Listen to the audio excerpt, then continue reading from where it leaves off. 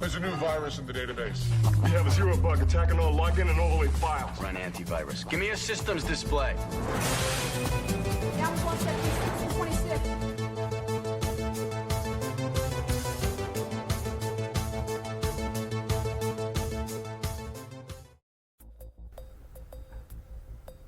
Good day and welcome to this episode of The Rising Cyber. Today's episode will be discussing the conflict, the war happening between Israel and Hamas, and the cyber warfare that is going on with the misinformation and disinformation campaigns. We'll talk a little bit about the threat groups that are causing chaos, and talk some intelligence and some vulnerabilities affecting these campaigns. And we'll go a little bit in depth of talking about some of the groups or the main groups in this conflict. So let's get started. CyberCX Intelligence, an Australian cybersecurity company, stated that analysis of the activities of threat groups since Israel formally declared war on Hamas on the 8th of October had noted at least 30 groups ideologically aligned with Russia, Ukraine, India, Pakistan, and Bangladesh had shifted their messaging on social media, saying Israel-Hamas war is likely to result in Australian organizations being targeted online by these motivated threat actors. These reports are based on chatter on certain known hacktivist groups and dark web rooms. So they aren't really or real indications in any shape, way or form, and mostly unreliable sources, primarily based on spreading a message of fear more than proper intelligence reporting. Australia is already under an enormous mirage of daily cyber attacks from the same group mentioned in the report. Even long before this conflict started, CyberCX mentioned Anonymous Sudan by name, which is believed to be a proxy of a state-sponsored group carrying these attacks, which claimed responsibility on the Australian Department of Home Affairs DDoS attack recently. More on DDoS attacks later. DDoS denial of service or distributed denial of service attacks. One group in particular we'll talk about regarding this conflict is Anon Ghost. Anon Ghost activities had been primarily involved defacing websites and anti-Western, anti-Israel, anti-Semitic messages. They produced numbers of malicious softwares designed to enable users to conduct their own cyber attack against their target of choice. In March 2015, Anon Ghost provided its grassroots supporters on social media tools enabling their script kiddies to initiate denial of service attacks. Two known Anon Ghost head figures, one goes by the handle of Mauritanian Attacker, a 35-year-old male from Mauritania who started his cybercriminal career with Team Poison and Z Company hacking crew, and Muhammad Nazmi, a Malaysian-based cybercriminal with Islamist radical views.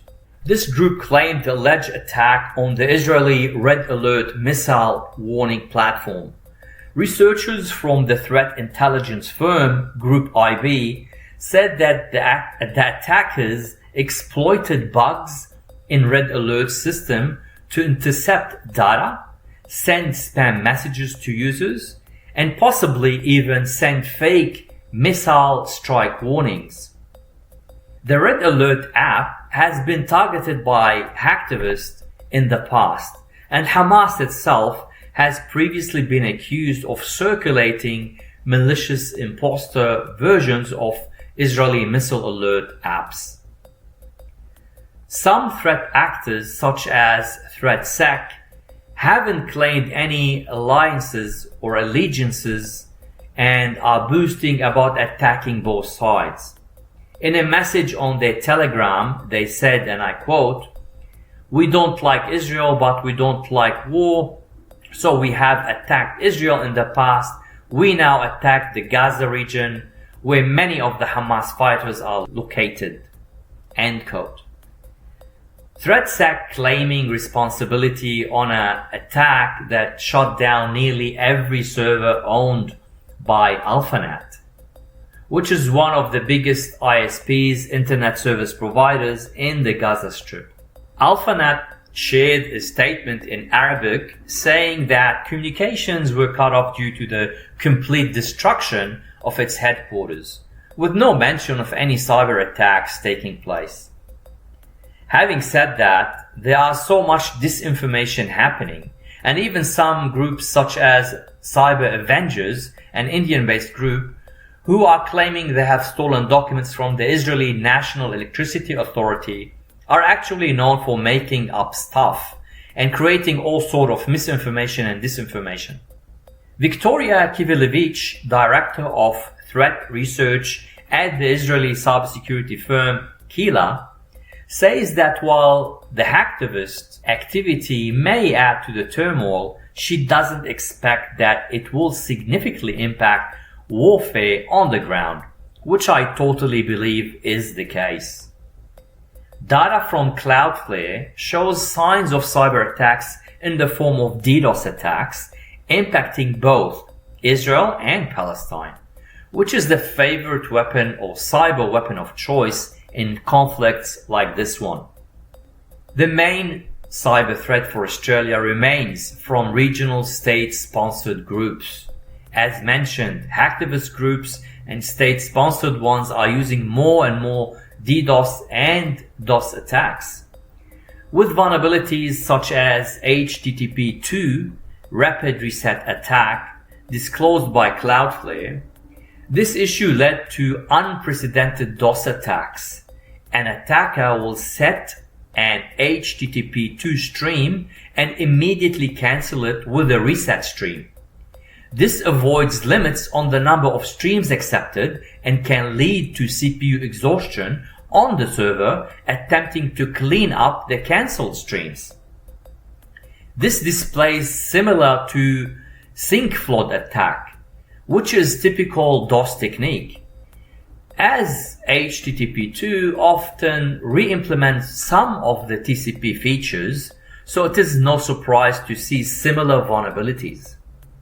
This was the root cause of many of the recent DDoS attacks and has been patched in the latest October Microsoft patch Tuesday, along with the Skype for Business, elevation of privileges, and Microsoft WordPad information disclosure vulnerability.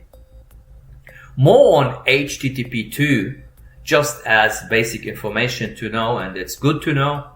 HTTP2 was published in 2015, introducing HTTP streams, where multiple streams of requests could be set or sent to the same server using a single TCP connection.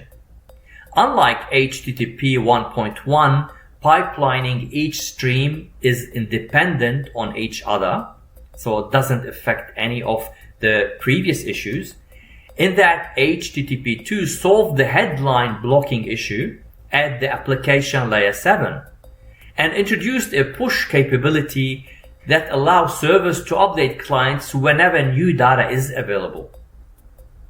Now there's a new version as well, which is HTTP 3, published in 2020, using new protocol altogether called QUIC, based on UDP instead of TCP, as the underlying transport protocol. QUIC main design characteristics were to enhance the Wi-Fi and mobile connection on smartphones using what is called as Quick Connection ID. That will be enough explaining about HTTP and 2 and 3.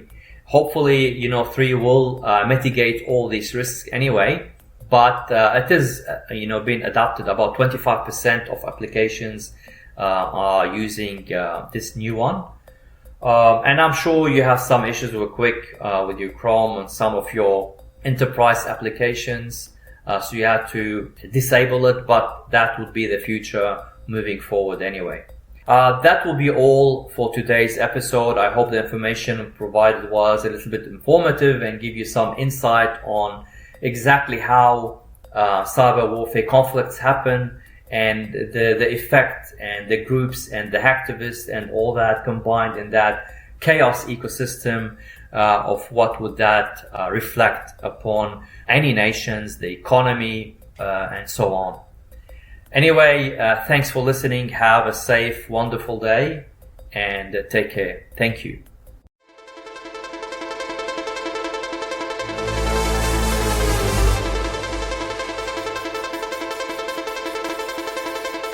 The Rising Cyber by Chad Sally B.